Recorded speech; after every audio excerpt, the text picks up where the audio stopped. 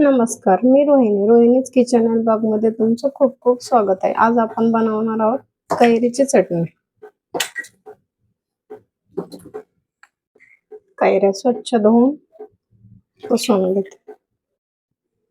कैऱ्या स्वच्छ धुवून चिरून घेतलेल्या आहेत आणि गरम पाण्यात थोड्याशा मिरच्या आणि लसूण कांडे भिजत घातलेले। आपण इथे कढई गरम करायला ठेवून तेल टाकलं होतं। तेल आपलं गरम झालंय, मोहरी टाकून घेऊ। मोहरी चांगली तडतडली आपली,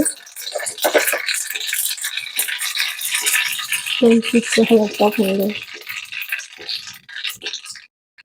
हळद टाकून झाली का आपण जे वाटलेलं मिश्रण आहे ना, कैरी मिरच्या आणि लसूण ते टाकून घेऊया।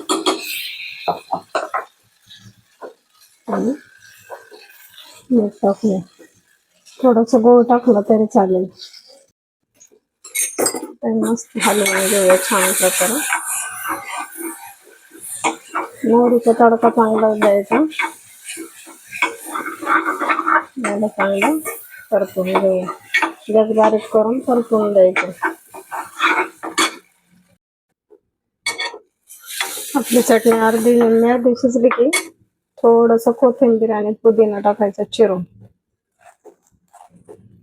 जास्त पण नाही टाकायचं पुदिना, थोडा पुदिना आणि कोथिंबीर टाकली का टेस्ट छान येते।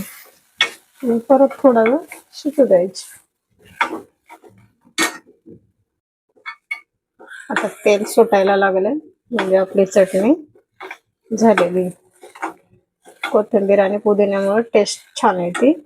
कैऱ्या जर गावठी असेल ना तर थोडा गोळ टाकायचा, जर गावठी नसेल तर नाही गोळ टाकला तरी चालेल ना। गावठी कैरी आंबट असते त्याच्यामुळे। तेल सुटलंय, चटणी छान तयार झालेली आहे। आता आपण काढून घेऊ। आपली छान चटपटीत कैरीची चटणी तयार झालेली। कलर पण किती छान दिसतोय, चवीला पण चटणी छान होणार। व्हिडिओ आवडल्यास व्हिडिओला लाईक करा, सबस्क्राईब करा।